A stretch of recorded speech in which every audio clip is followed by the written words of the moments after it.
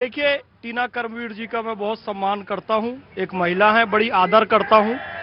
और मैं यदि कांग्रेस से क्रोधित हूं, बेटा मैं तुम्हें बस वार्न कर रहा हूं, इससे ज्यादा नहीं। तुम्हें अगर चाहिए व्यूज चाहिए, तुम्हें अगर कैमरा चाहिए तो मैं कर दूंगा, लेकिन इस तरह से नहीं, डिस्टर्बेंस नहीं। जी जनाब, सॉरी। मैं बस यही कहना चाहूंगा, टीना कर्मवीर जी एक महिला है, मैं इनकी बहुत इज्जत करता हूं, बहुत अच्छे से विचार व्यक्त करती हैं। लेकिन मैं यदि कांग्रेस से नाराज हूं, उससे गुस्सा हूं, तो मैं टीना कर्मवीर जी को पर्सनली अपशब्द कभी नहीं कहूंगा। भाई, राष्ट्रपति द्रौपदी मुर्मू जी सरकार की प्रतिनिधि हैं, प्रधानमंत्री की प्रतिनिधि हैं, उनका व्यक्तिगत कुछ सम्मान है कि नहीं? एक आदिवासी समुदाय से आती है, उनका सम्मान है कि नहीं? एक महिला है, उनका सम्मान है कि नहीं? चूंकि सरकार की प्रतिनिधि है और सरकार को हमको अपशब्द कहना है, तो राष्ट्रपति का अपमान करो, ताकि पूरी दुनिया में ये ताकि पूरी दुनिया में मैसेज जाए, ताकि पूरी दुनिया में मैसेज जाए कि इस देश में एक आदिवासी महिला को जब राष्ट्रपति बनाया गया, आप लोग उनका अपमान कर रहे हैं। एक महिला को राष्ट्रपति बनाया गया, आप लोग अपमान कर रहे हैं। आपको जो बोलना है प्रधानमंत्री जी को सीधा बोलिए, आपको जो बोलना है मंत्रिमंडल जी को सीधा बोलिए। जो मंत्रिमंडल का जो मंत्री गलत कर रहे हैं आप, लेकिन राष्ट्रपति को प्रतीक बनाकर उनका अपमान कर दो। और सुनिए, यदि राष्ट्रपति प्रतीक है प्रधानमंत्री की शक्तियों का, संविधान है भी कि राष्ट्रपति की वास्तविक शक्तियों का जो नियमन है, संचालन है, उपभोग प्रधानमंत्री मंत्रिमंडल करता है, तो मुझे ये बताइए, सेना की जो वास्तविक शक्ति है वो किसके हाथ में होती है? राष्ट्रपति के हाथ में। और राष्ट्रपति की वास्तविक शक्ति का संचालन प्रधानमंत्री करता है। तो सेना का कार्य भी प्रधानमंत्री और मंत्रिमंडल के हिस्से में जाता है। ऑफकोर्स आप ही को दूंगा मैं, आप ही का विषय है वो। आइए उनको दूंगा पहले एक मिनट में दे दूंगा, आपको दे दूंगा। देखिए, कंफ्यूजन में किसी को नहीं रहना चाहिए। भारत में संसदीय लोकतंत्र है और संसदीय लोकतंत्र में एक संवैधानिक प्रमुख एक वास्तविक प्रमुख होता है। माननीय राष्ट्रपति महोदय हमारी संवैधानिक प्रमुख है, हर कोई मानते हैं। लेकिन जब ये कहा जाए कि नहीं राष्ट्रपति के अभिभाषण का विरोध हो गया, वो राष्ट्रपति महोदय का विरोध नहीं है। तब तो पहले भी जब मनमोहन सिंह की सरकार थी या पहले जब कांग्रेस की सरकार होती थी, क्या भारतीय जनता पार्टी के लोग या उस समय जो विपक्ष के लोग थे, क्या वो उस समय राष्ट्रपति के अभिभाषण का विरोध नहीं करते थे? तो क्या इसका मतलब क्या था? इसका मतलब क्या था? हमेशा से लगातार होता था। अभी भी राज्यों में मैं ऑफकोर्स जी। आपको अगर सरकार के प्रतिवेदन से तकलीफ है तो पूरा बजट सत्र है ना, जब राष्ट्रपति महोदय बोलते हैं तब आप विरोध करते हैं। इसके मंशा बताते हैं, इसके पहले सत्र में तब विरोध किया, उसके पहले तब विरोध किया। इसका मतलब आप पता ही नहीं पा रहे कि एक सुदूर उड़ीसा से आने वाली एक आदिवासी महिला राष्ट्रपति कैसे बन गई, क्योंकि यह तो हमारा अधिकार है सत्ता पर। सवाल यही है, आपको सरकार से पीड़ा है, पूरा बजट सत्र खराब कर दीजिए और खराब करेंगे, क्योंकि आज जब आगाज आता है तो अंजाम क्या करेंगे आप लोग? नहीं मुद्दा तो SIR का भी आएगा, मनरेगा का भी आएगा। सर, मनरेगा पे क्या बोलेंगे? If you can't wait here then I am really very sorry. MNREGA पे आप कम से कम इस शो में कम से कम 15 बार बोल चुके होंगे, बोल चुके हैं ना 15 बार? तो आप जानते हैं, नियम जानते हैं यहाँ के। जी, मनरेगा पे ये क्या बोलेंगे? बहुत तुम ऐसा है कि सब्जी बेच के आओ, फिर मैं आ रहा हूँ तुम्हारे पास। मनरेगा पर ये क्या बोलेंगे? 10 जनवरी से ये लोग आंदोलन चला रहे हैं कि मनरेगा के बारे में जो गलत नीति है जनता को बताएंगे। 12 दिन के बाद राहुल गांधी जी को जिस नीति का विरोध करना उसका नाम ही नहीं पता है। बताइए, आपके उच्च नेता, उसको यही नहीं पता कि जिसका हम विरोध करने जा रहे हैं उनका नाम ही क्या? राम करते हुए रह गए। तो ये क्या आपका नीति है भाई? राइट एक minute Samajwadi Party please come here. जी भाई, आप लोगों का तो झूठे ही लेना, झूठे ही देना, झूठे ही भोजन, झूठ चबेना। अरे भाई, प्रतिभा देवी पाटिल राष्ट्रपति थी कि नहीं? महिला थी कि नहीं थी? अब आप बताइए कि आपने विरोध किया था कि नहीं? वो आदिवासी बताइए। अरे भाई, क्या दोहरी मानसिकता है? अभी महिला की बात करते हो, जब भी राष्ट्रपति अभिभाषण होता है, बीजेपी ने जब विपक्ष में रही, विपक्ष ने किया। अब क्या बोलते हैं? अब आपको समझ में नहीं आ रहा, इसीलिए कह रहे हैं कि जो भाषण, जो अपने काम, सरकार के काम से, चाहे रोजगार से संबंधित हो, चाहे हेल्थ से, चाहे शिक्षा से संबंधित है, आप बताइए कौन सी प्रगति की? किसानों की आमदनी आपने दोगुनी करी, कहा था प्रधानमंत्री ने। बताइए क्या हुआ? उस दिशा में क्या हुआ? मैं दे क्या क्या कभी प्रतिभा सिंह पाटिल जी के पहलतम अधिवेशन जब अभिवक्ता उनका बयान था, अभिभाषण में कहा गया क्या आप कहते हैं ईपीएफओ, ये झूठ बार बार परोसते हैं। अब देखिए मैं झूठ बोलूंगा, इनका करूंगा, पकड़ेंगे सर। आ जाइए, ये इनका डिस्टर्ब करने का आदत है। अभी कभी बैठा दोगे किसी और को, चलो छोड़ो, मेघ मेला होने दो, मेगा यहाँ मत बनाओ। खैर आप सुनिए, ईपीएफओ का डेटा है कि 8 करोड़ नए ईपीएफओ अकाउंट बने हैं, यानी ईपीएफओ में 8 करोड़ नए रोजगार मिले हैं। ये रोजगार का जवाब है। आज 40 वर्षों में सबसे कम, अगर देखें तो 30 वर्षों में सबसे कम खुदरा महंगाई दर है। आज ये लोग बात कर रहे हैं राजस्थान में आपकी सरकार थी, आज इनके रोजगार, राजस्थान में इनकी सरकार थी, यही तेल पेट्रोल डीजल 100 रुपए के पार हो गया था, 90 रुपए कैसे हो गया? सवाल इससे पूछा जाना चाहिए। आप रोजगार के मुद्दे पे फेल हो गए थे, इसीलिए ये सरकार आई और रेगुलेट की। ग्रामीण में रोजगार प्रति व्यक्ति का, और ये बात करते हैं प्रति व्यक्ति जीडीपी का। राइट कांग्रेस, देखिए मैं तो यही चीज कहूंगा, बड़ा लंबा चौड़ा इन्होंने रखा कि भाई विपक्ष जब शासन में आता है तो वहां पे डीजल पेट्रोल के दाम महंगे होते हैं। कौन भेदभाव करता है? राज्यों के आवंटन में विपक्षी शासन के साथ भेदभाव की स्थिति कब कैसे बनती है?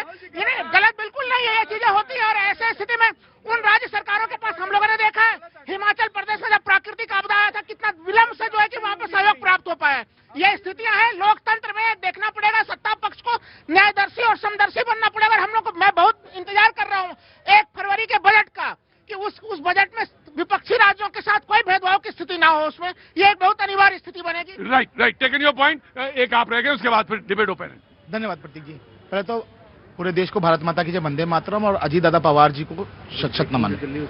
अब देखिए, यहाँ पर कांग्रेस की प्रवक्ता लगातार कह रही थी कि जी हमने विरोध सरकार का किया है, हमने विरोध राष्ट्रपति जी का नहीं किया है। तो मैं इनसे पूछना चाहता हूं कि राष्ट्रपति संवैधानिक पद है, यदि राष्ट्रपति जी बोल रहे हैं, अगर हमारे घर का सबसे बड़ा बुजुर्ग हेड ऑफ द फैमिली बोल रहा होगा, तो आप लोग खड़े होके हिल उजट करेंगे, उधम मचाएंगे। जब सोनिया गांधी बोल रही होती है तो सभी कांग्रेसियों के मुंह में दही जम जाता है। कारण क्या है? सम्मान। राष्ट्रपति जी हमारा सम्मान है। आप खूब उधम मचाइए बजट सत्र में, आप खूब जो है वॉकआउट कीजिए, लेकिन जब राष्ट्रपति जी अपना अभिभाषण दे रही है, सरकार ने क्या क्या किया, क्या क्या नहीं किया, उसको बता रही है। राइट राहुल गांधी जी जब बोल रहे थे तो क्या मोदी जी नहीं बोले? क्या अमित शाह जी नहीं टोक रहे थे? क्या दूसरे मंत्री 5-5, 7-7 मंत्री टोक रहे थे? अरे भाई, जब कुछ बोलेंगे तो बोलेंगे। राष्ट्रपति नहीं, राष्ट्रपति मतलब टोकने का मतलब है ये सरकार का। गरिमा रखनी चाहिए, गरिमा बिल्कुल रखनी चाहिए, और बहुत संयत होकर। और मैं एक बात कहना चाहूंगा, मेरे स्क्रीन पे जो राइट हैंड पे एक सवाल है जो बार बार पूछा जा रहा है, और वो सवाल भी है और वो घटना का एक बिंदु भी है जो बहुत महत्वपूर्ण है, और उसको देखना चाहिए जरूर। ये बारामती प्लेन क्रैश से जुड़ा हुआ है, जिसको बिल्कुल राइट हैंड साइड पे बराबर लगातार आ रहा है। जी, इधर से कोई सवाल पूछना चाह रहा था। जी आप भी पूछेंगे, आप भी पूछना चाह रहे। क्या नाम है सर आपका? उज्जवल झा।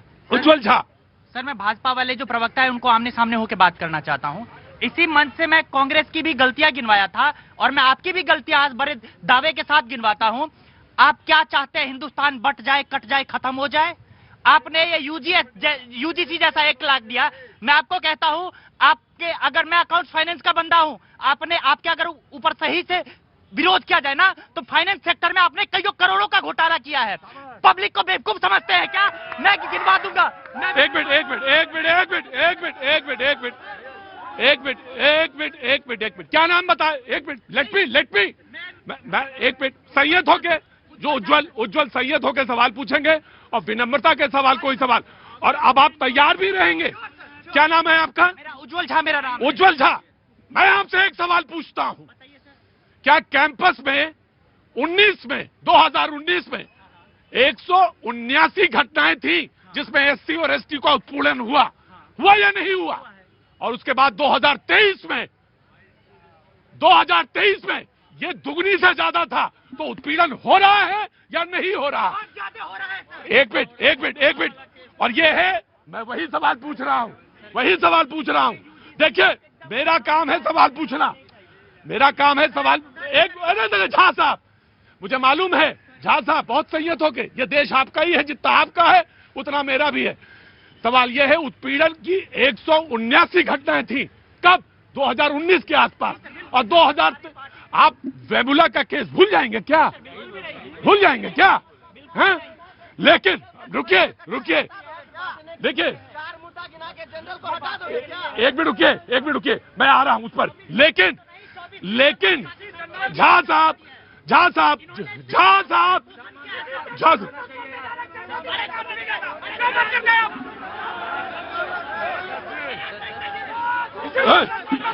मैं भगा दूंगा तुम्हें।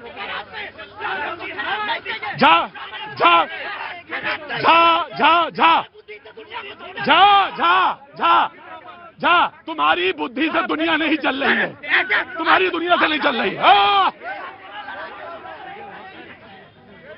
मैं एक बात कह रहा हूं, आराम से संयत होके पहले लेट द बीजेपी स्पीक, फिर मैं बोलूंगा। भैया जी जा सुनो, कम से कम 16 बार बोल। No this is not the way. भैया जी, सर्वप्रथम सबसे पहले मेरा नाम ऋषभ तिवारी है और मैं पहले भारतीय हूं, और भारतीय अगर होता हूं तो इस देश में हर धर्म हर जाति का सम्मान करना मेरा कर्तव्य है। पॉइंट 1। दूसरी बात मैं कतई मैं अगर किसी